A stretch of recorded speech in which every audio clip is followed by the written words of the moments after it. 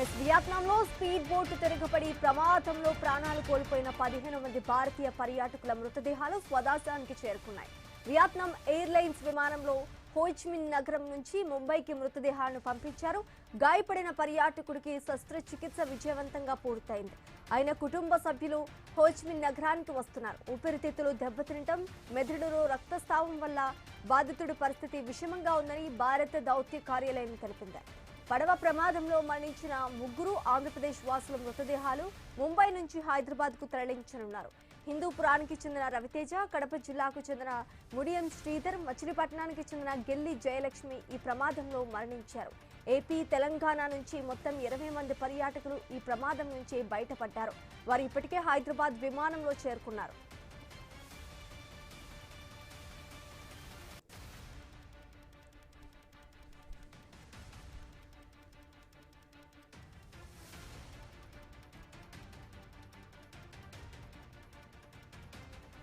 వియత్నాంలో speed boat తిరగబడిన ప్రమాదంలో ప్రాణాలు కోల్పోయిన 15 మంది భారతీయ పర్యాటకుల మృతదేహాలు స్వదేశానికి చేరుకున్నట్టుగా తెలుస్తున్నాయి. ఇక ఇదే అంశానికి సంబంధించి పూర్తి డీటెయిల్స్ మా ప్రతినిధి భార్గవ్ అందిస్తారు. భార్గవ్, భారత్ కు చెందిన ప్రముఖ మొబైల్ తయారీ సంస్థ తమ డీలర్లు, రిటైల్ భాగస్వాములు తీసుకెళ్లిన సందర్భంలో జరిగిన ఈ వియత్నాంలోని ప్రమాదంలో కూడా దారుణంగా కూడా అటు అందరూ ఆవేదన గురయ్యేటువంటి ఘటన చోటు చేసుకుని చెప్పుకోవచ్చు.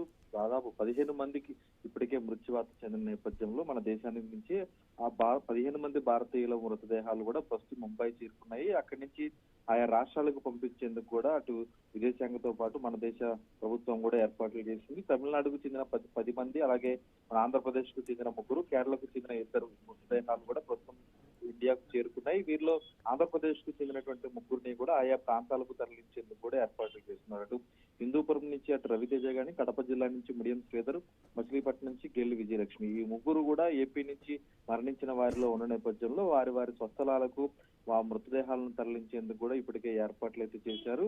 ఈ స్పీడ్ బోటు ప్రమాదంలో తిరగబడినటువంటి ప్రమాదంలో కూడా మొత్తం 15 మంది మృత్యువాత చెందగా మిగిలిన వారు ఎవరైతే ఉన్నారో సురక్షితంగా ఉన్నవారు ఇప్పటికే ఇండియాకు చేరుకుని తమ ప్రాణాలు అరచేత పెట్టుకుని వచ్చామంటూ కూడా వారు ఆవేదన వ్యక్తం చేయడం జరిగింది. మొత్తం ఈ ఘటనలో కూడా 36 మంది ఆ బోట్ లో సమయంలో ఉన్న నేపథ్యంలో 21 మందిని రెస్క్యూ సిబ్బంది సురక్షితంగా కాపాడినప్పటికీ 15 మందిని మాత్రం కాపాడలేకపోయారని కూడా చెప్పుకోవచ్చు. మరొక వ్యక్తి, మన దేశానికి చెందినటువంటి వ్యక్తి ఇంకా ఆ శస్త్రచికిత్స చేసి అక్కడ విశ్రాంతి పొందినటువంటి పరిస్థితి కూడా ఉంది. ఈ ఘటన దేశవ్యాప్తంగా కూడా దిగ్భ్రాంతిని కలిగించినటువంటి ఘటనగా కూడా మనం చెప్పుకోవచ్చు.